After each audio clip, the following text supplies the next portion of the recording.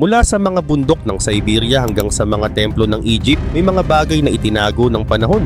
Mga kayamanang gawa ng mga kamay ng tao na muling lumitaw libo-libong taon matapos silang malimutan. Ang mga ito ay hindi lang basta mga lumang bagay. Ang bawat piraso ay patunay ng talino, sining at pananampalataya ng mga sinaunang sibilisasyon. Bago pa man natutunan ng tao ang pagsulat, bago pa itinayo ang mga pyramid o ang Great Wall, marunong na tayong lumikha ng mga bagay na may kahulugan. Mula sa mga gintong sombrero ng Europa hanggang sa mga maskara ng Mesopotamia at mga misteryosong carpet na nakaligtas sa yelo. Ang mga relic na ito ay nagsisilbing time capsule ng ating nakaraan. Bawat isa ay may sariling kwento tungkol sa sining, science, relihiyon at buhay ng tao. Sa video na ito, babalikan natin ang ilan sa mga pinakamagaganda at pinakamahiwagang ancient relics na natuklasan. Pero bago tayo magsimula, huwag kalimutang i-like at i-subscribe ang ating channel. Malaking tulong ito para sa aming mga content creator. Maraming salamat at ngayon simulan na natin. The Ancient Cup That Changes Color. Sa British Museum sa London, may isang maliit na basong nakalagay sa loob ng glass case. May ilaw sa paligid at sa unang tingin parang ordinaryong display lang. Pero kapag nalaman mo ang kwento nito, mapapahanga ka talaga. Ang Lycurgus Cup ay isang masterpiece na ginawa pa noong 4th century AD. Mukha lang itong simpleng baso. Manipis na salamin, sobrang detalyado ng disenyo. At ang nakakagulat, buo pa rin ito matapos ang halos 1,700 years. Pero ang kakaiba dito, kapag tinamaan ng ilaw, nag-iiba ang kulay. Kapag ang liwanag ay galing sa harap, nagiging kulay green jade. Pero kapag sininagan mula sa likod, nagiging kulay dugo. Parang magic pero hindi ito ilusyon. Ang totoo, ito pala ang isa sa mga pinakaunang halimbawa ng nanotechnology sa buong kasaysayan. Noong 1990s, sinuri ito ng mga scientist gamit ang electron microscope. Isang uri ng napakalakas na microscope na kayang makita ang pinakamaliit na particle sa mundo. Doon nila nadiskubre na ang baso pala ay may halong mga maliliit na particle ng ginto at silver. Bawat isa ay ilang nanometer lang ang size. Kapag tinamaan ito ng ilaw, naiiba ang direksyon at paraan ng pagbalik ng liwanag. Kaya nagbabago rin ang kulay depende sa angle at liwanag. Siyempre, hindi pa alam ng mga Romano noon ang salitang nanoparticles. Pero alam nilang gumawa ng salamin na may kakaibang epekto sa ilaw. Ibig sabihin, hindi lang ito aksidente. Pinag-aralan talaga nila ang eksaktong paraan para makuha ang ganitong resulta. Maraming naniniwala na hindi ito basta baso para sa bahay. Ginagamit daw ito sa mga seremonyal o espesyal na okasyon, marahil bilang simbolo ng pagbabago. Tulad ng Diyos nilang si Dionysus, ang Diyos ng alak at kasiyahan sa mitolohiyang Griego. O baka ginawa lang ito para mamangha ang mga maharlika habang nagdiriwang. Pero isang bagay ang sigurado. Hindi ito para sa kusina. Isa itong espesyal na piraso na siguradong pagmamay-ari ng isang may mataas na katayuan sa lipunan. Ngayon makikita pa rin ang Lycurgus Cup sa loob ng British Museum. Isa ito sa mga pinaka-binibisitang display. At kapag nakita mo ito ng personal, maiintindihan mo kung bakit. Dahil hindi lang ito simpleng baso. Patunay ito na ang mga Romano ay hindi lang magaling sa digmaan, kundi matalino rin sa science at arts. Ang Lycurgus Cup ay paalala na kahit noong sinaunang panahon pa, ang art at science ay magkasama. Parehong bunga ng talino at pagkamalikhain ng tao. The Gold Hat of Schieferstadt, year 1835. Isang farmer sa Germany ang nag-aararo ng farm malapit sa maliit na bayan ng Schieferstadt nang may makita siyang kakaiba. Sa ilalim ng lupa, may nakatago palang gold hat. Isang ancient relic na ngayon ay isa sa mga pinaka-dazzling artifacts mula sa prehistoric Europe. Mahigit 29 inches. Ang taas ng gintong sombrerong ito at gawa lamang sa isang pirasong pure gold na pinukpok hanggang maging manipis. Sa unang tingin, pwedeng isipin na ito ay isang sandata o dekorasyon. Pero hindi. Ito ay isang ritual headdress na sinusuot ng mga Bronze Age astronomers at priest mahigit 3,000 years ago. Ang hat na ito ay kabilang sa isang napakabihirang grupo ng artifact na tinatawag na Golden Cone Hats. Sa buong Europe, 4 lang ang natagpo ang ganitong klase at pinaniniwala ang pagmamay-ari ng mga ritual leaders o priest astronomers na may mahalagang papel sa religious at community life ng kanilang tribo. Pero mas kamangha-mangha pa sa itsura nito ang mga simbolong nakaukit sa ibabaw. Akala ng marami, palamuti lang ang mga pattern. Pero ayon sa mga eksperto, ito raw ay isang ancient solar calendar. Ang mga spirals at concentric rings sa paligid ay tumutugma sa galaw ng araw at buwan. At kapag tama ang pagbabasa, maaaring gamitin ito para hulaan ang eclipses, solstices at maging ang mga tamang panahon ng pagtatanim. Ngayon makikita na ito sa History Museum sa Speyer, Germany. Nakalagay sa loob ng isang climate-controlled glass case. Maraming bisita ang namamangha sa kinang at kasinipis ng gold. Parang hindi gawa ng sinaunang panahon, kundi isang prop mula sa science fiction movie. At isipin mo to, bago pa man maitayo ang mga Roman columns o Greek temples, at bago pa man magkaroon ng written Germanic language, umiiral na ang gold hat na ito. Walang natagpo ang katawan o anumang inskripsyon na magsasabi kung sino ang nagsuot nito. Kaya misteryo pa rin kung siya ba ay isang hari, priest, or stargazer. Ang gold hat of Schifferstadt ay hindi lang isang artifact mula sa ancient Germany. Isa itong golden bridge sa pagitan ng early science at spiritual belief. Panahon kung kailan unang tumingin ang tao sa langit hindi lang para magtaka, kundi para magbilang, mag-obserba at maintindihan ang takbo ng kalangitan.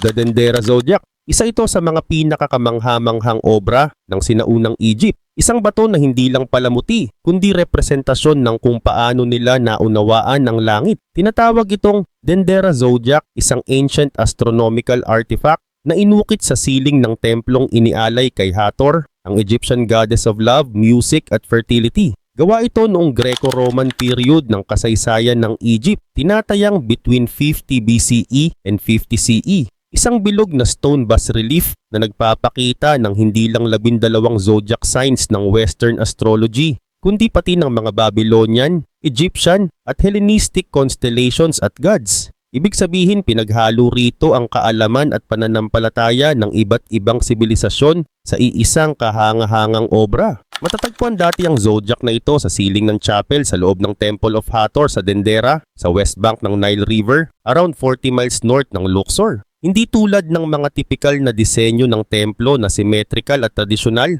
kakaiba ang zodiac panel, bilog, detalyado at puno ng simbolismo. Sa gitna ng zodiac makikita ang North Pole ng kalangitan na parang central point ng buong universe. Mula roon paikot na inilagay ang mga figures, ang 12 zodiac signs sa simbolikong anyo. May timbangan si Libra, alakdan si Scorpio, at centaur na may bow si Sagittarius. Makikita rin ang mga planetary gods na sakay ng bangka sa kalangitan, kasama ang mga nilalang mula sa mitolohiyang Mesopotamian at Greek. Sa paligid nila, nakaukit din ang mga kilalang constellation tulad ng Ursa Major, Orion at Canis Major. Mga bituing kilala pa rin ng mga stargazer hanggang ngayon. Ayon sa mga scientist, napaka-advanced ng kaalamang ginamit sa pagbuo ng zodiac na ito. Ang pagkakaayos ng mga bituin at planeta ay nagpapakita ng pag-unawa sa lunar cycles, movements ng Mercury at Venus, at maging ang precession ng Earth o ang dahan-dahang pag-ikot ng axis nito sa paglipas ng panahon. Hindi lang basta ginaya ng mga taga-Egypt ang mga naunang tradisyon. Pinaghalo nila ang kaalaman ng tatlong sibilisasyon sa iisang imahe ng cosmic order. Ipinapahiwatig ng antas ng detalye na ito na marahil ay ginawa ito ng master sculptor na may sinusunod na precise cosmological blueprints at pinayuhan ng mga priest at astronomer na may malalim na kaalaman sa kalangitan. Hindi lang sa relihiyon, kundi pati sa science. Year 1820, inalis ng mga French engineer ang zodiac mula sa templo at dinala ito sa France. Ngayon makikita ito sa Louvre Museum sa Paris. Nagdulot ng malaking kontrobersya ang paglipat na yon. At hanggang ngayon maraming Egyptian cultural advocates ang nananawagang ibalik ito sa Egypt. Pero kahit malayo ito sa pinagmulan, patuloy pa rin itong nagbibigay inspirasyon. Noong 19th century, pinag-aralan ito ng mga scientists at ginawang subject ng mga libro, mapa at scientific studies. Dahil dito napilitan ng mga scholars na muling suriin ang kanilang pagkaunawa sa Egyptian astronomy. Sa paglipas ng panahon kinilala ang Dendera Zodiac hindi lang bilang Egyptian relic kundi bilang global astronomical artifact. Isang paalala ng panahon kung kailan tinangka ng mga sinaunang tao na pagsamahin ang kalangitan at mundo sa pamamagitan ng kaalaman at pananampalataya. Ang Dendera Zodiac ay hindi kagandahan dahil sa kislap ng ginto o bato, kundi dahil sa karunungang nakaukit dito. Isang simbolo ng paniniwala na sa pag-intindi sa mga bituin, mas napapalapit ang tao sa divine. The Paziric Carpet.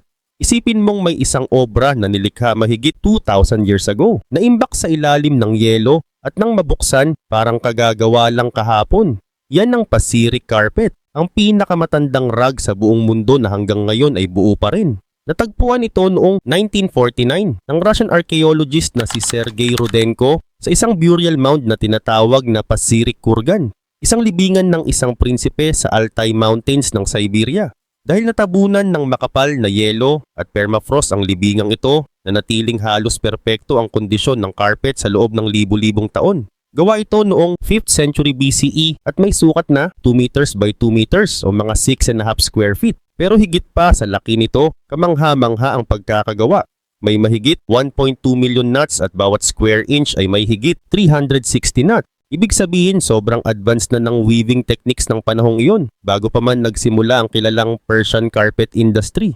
Kapansin-pansin din ang disenyo nito, symmetrical at napaka-vibrant. Sa gitna, may border na may griffins at deer, habang sa panlabas na bahagi naman ay makikita ang mga kabalyero at mandirigmang nakasakay sa kabayo. Sa pagitan ng mga ito, may floral patterns at rosette designs na may deep reds, golds at browns. Ayon sa mga eksperto, bagamat natagpuan ito sa Siberia, malaki ang posibilidad na ginawa ito ng mga Persian o Armenian artisans base sa teknik at style ng pagkakahabi. Pero higit pa sa ganda ng disenyo, napakalalim ng cultural significance ng carpet na ito. Isa itong visual record ng kalakalan at koneksyon ng mga sibilisasyon sa Eurasian Steppe, isang rehiyon kung saan naghalo ang impluensya ng mga Greek, Persian, Siberian at Central Asian na kultura. Ang mga mandirigmang nakalarawan dito ay may kasuotang katulad ng inilarawan ni Herodotus, ang kilalang Greek historian, tungkol sa mga Scythians, isang nomadic warrior people ng sinaunang Eurasia.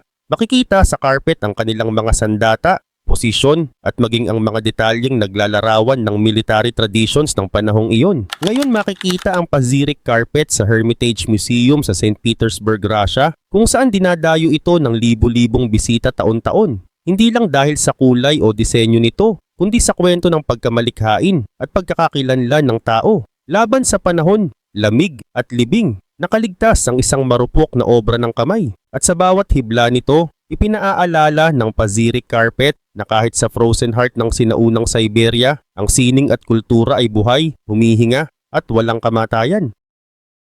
The Gundestrup Cauldron, year 1891. Isang manggagawang nagpuputol ng pit sa isang swamp malapit sa bayan ng Gundestrup, Denmark, ang nakadiskubre ng isang bagay na hindi niya inaasahan. Isang malaking silver cauldron na puno ng ukit ng mga hayop, mandirigma at mga Diyos mula sa isang mundong matagal nang nakalimutan. Ang natagpuan niya ay tinatawag ngayong Gundestrup Cauldron, isang ceremonial vessel na ginawa between 150 and 50 BCE at pinaniniwala ang likha ng mga Celtic artisans. Hanggang ngayon ito ay itinuturing na isa sa pinakamagandang silver artifacts ng Iron Age Europe. Gawa ito sa solid silver at tumitimbang ng mahigit 20 pounds o mga 9 kilograms. Binubuo ito ng 13 hammered panels, 5 sa inner wall, 7 sa outer wall, at isa sa circular base. Bawat panel ay embossed mula sa likod ng metal upang lumikha ng mga high relief designs, kaya parang buhay na buhay ang mga figure sa ibabaw. Makikita sa mga panel ang mga eksena ng labanan, ritual at mitolohiya, lahat ginamitan ng napaka-precise na detalye. Ang mga disenyo ay kombinasyon ng Celtic, Thracian at Eastern Mediterranean influences na nagpapakita kung gaano kalawak ang naging koneksyon ng mga sinaunang tao sa kalakalan at ideya. May mga panel na nagpapakita ng elepante at leon, mga hayop na hindi naman matatagpuan sa Northern Europe. Patunay na may cultural exchange sa pagitan ng mga rehiyon marahil sa pamamagitan ng trade o conquest. Makikita rin ang isang eksenang tila human sacrifice kung saan may taong sumasaksak sa leeg ng isang toro, paalala na sa sinaunang mundo. Ang kagandahan at karahasan ay madalas magkasabay. Pero higit sa lahat ang tunay na kahanga-hanga sa Gundestrup Cauldron ay ang pagsasanib ng art at mythology. Hindi lang ito palamuti, isa itong kwento. Bawat panel ay nagsasalaysay ng isang bahagi ng mitolohiyang Celtic. At kapag pinagsama-sama, bumubuo ito ng visual mythos ng isang sibilisasyong halos walang isinulat pero nag-iwan ng mayamang oral tradition. Sa ngayon, makikita ang Gundestrup Cauldron sa National Museum of Denmark sa Copenhagen, nakalagay sa isang glass display na pwedeng lakaran ng mga bisita sa palibot nito para makita ang bawat detalye. Isa ito sa mga pinakabinibisitang piraso ng museo. Dinarayo ng mga scholar at turista na gustong makita kung paano ipininta ng mga Celt ang kanilang mundo gamit lamang ang pilak at imahinasyon. At sa bawat ukit at figures nito, ipinapaalala sa atin ng Gundestrup Cauldron na ang mga Celt ay hindi mga barbaro, kundi mga sopistikadong artisan at malalim na tagapag-isip na marunong magbuo ng mga kwento kung saan ang mga Diyos, hayop at tao ay magkakaugnay sa iisang mundo. The Mask of Warka. Sa ilalim ng buhangin ng Mesopotamia, sa mga guho ng isa sa mga pinakaunang tunay na lungsod sa mundo, natagpuan ng mga archaeologists ang isang artifact na agad nagpatigil ng hininga sa mundo ng archaeology, the Mask of Warka, o kilala rin bilang the Lady of Uruk. Itinuturing ito bilang pinakamatandang naturalistic depiction ng mukha ng tao sa anyo ng sculpture na ginawa pa noong around 3100 BCE. Natagpuan ito sa ancient city of Uruk sa southern Iraq na madalas ding ituring bilang birthplace of civilization, lugar kung saan unang umusbong ang mga lungsod, pagsusulat at monumental art. Gawa ito sa white marble na inukit ng may kahanga-hangang precision at emosyon. Ang mask ay life-sized, may height na approximately 20 centimeters at naglalarawan ng muka ng isang babae. Kalmado, balanse at halos modern ang proporsyon. Bagamat ngayon ay hungkag na ang mga mata nito, dati raw ay may inlays ng mahahalagang bato o shell na nagbibigay ng buhay sa kanyang titig. Ang natitira na lang ngayon ay ang soft cheeks, pointed nose at maliit na bibig na bahagyang nakasara. Lahat ay nagpapakita ng katahimikan at dignidad. Ang pinakakahanga-hanga sa mask na ito ay hindi lang ang ganda, kundi ang hirap ng pagkakagawa.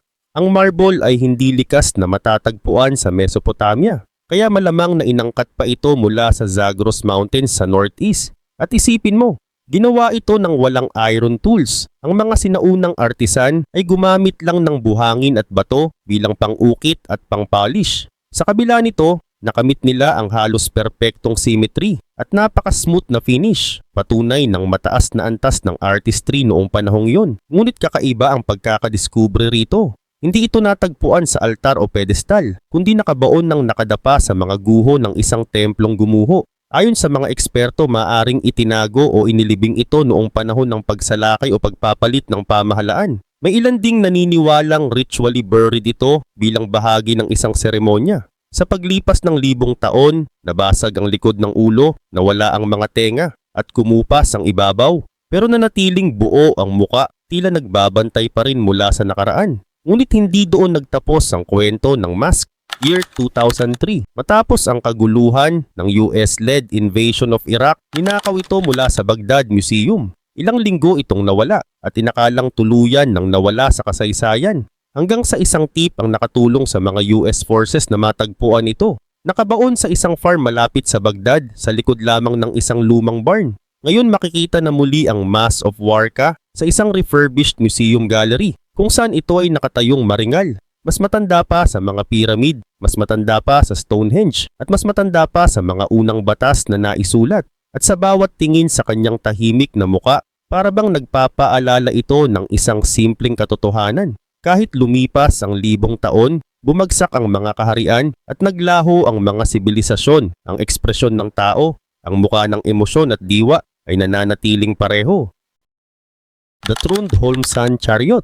Year 1902, isang magsasaka sa Denmark ang nag-aararo ng kanyang farm nang biglang tumama ang araro sa isang bagay na kumikislap sa ilalim ng lupa. Nang hukayin niya ito, natuklasan niya ang isa sa pinakamisteryoso at pinakamagandang relics na kailanman ay nahanap sa Europe, ang Trundholm Sun Chariot. Tinatayang ginawa ito noong around 1400 BCE sa panahon ng Nordic Bronze Age. Ang artifact ay nagpapakita ng isang kabayong gawa sa bronze na humihila ng isang gintong disc na nakasabit sa isang chariot na may 6 na gulong, 4 sa base at tig-isa sa likod ng mga paa ng kabayo. Ang kabayo ay inukit sa cast bronze. Makikita ang masiglang tindig nito habang humihila ng isang gold-covered disc na pinalamutian ng mga concentric circles at geometric patterns. Ang isang bahagi ng disc ay puro ginto na sinasabing kumakatawan sa araw habang naglalakbay sa kalangitan sa araw. Samantalang ang kabilang bahagi ay plain bronze na sumisimbolo sa paglalakbay ng araw sa ilalim ng mundo sa gabi.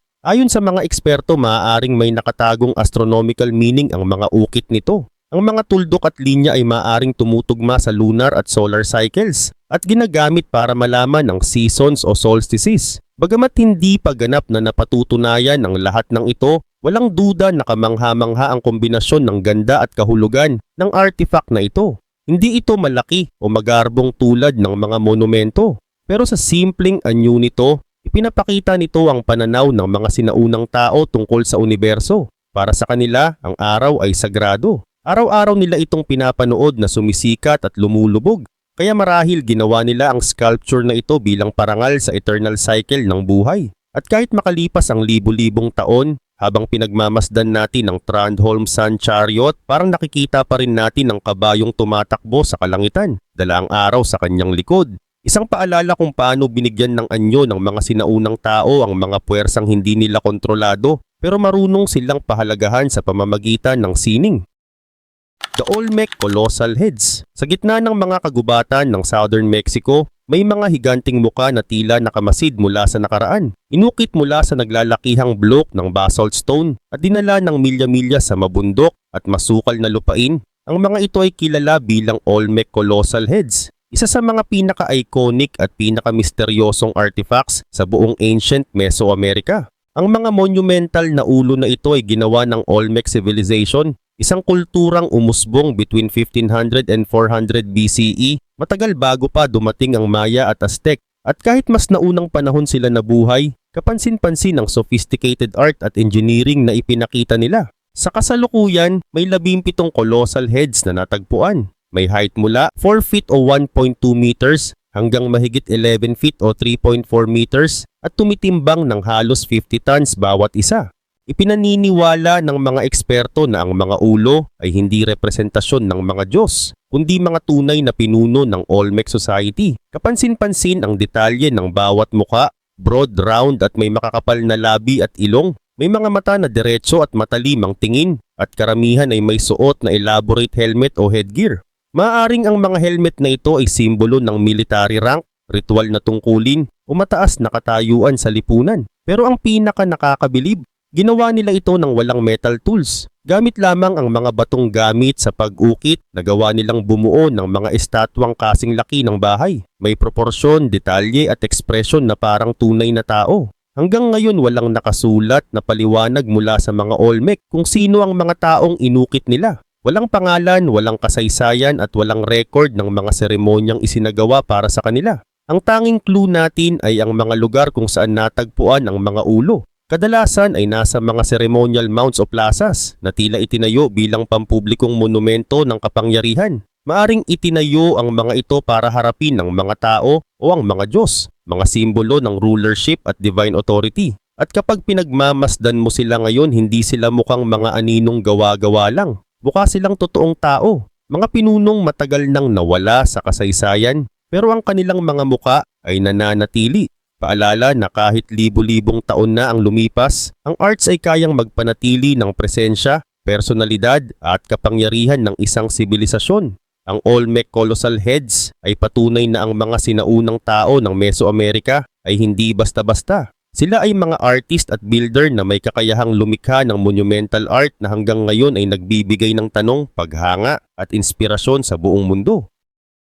The Royal Game of Ur. Bago pa naimbento ang chess, backgammon o kahit mahjong, may isang larong nauna sa lahat. Maganda, komplikado at itinuturing na sagrado. Ito ang Royal Game of Ur. Isang board game na nilalaro sa mga templo at palasyo ng sinaunang Mesopotamia mahigit 4,600 years ago. Natuklasan ito noong 1920s ng archaeologist na si Sir Leonard Woolley sa Royal Cemetery of Ur sa kasalukuyang Iraq. Tinatayang ginawa pa ito noong around 2600 BCE at itinuturing na isa sa pinakamatandang board games sa kasaysayan ng tao. Ang mismong board ay isang maliit na wooden rectangle na napakadetalyado. May inlays ng shell, lapis lazuli, red limestone at bitumen, isang uri ng sinaunang resin.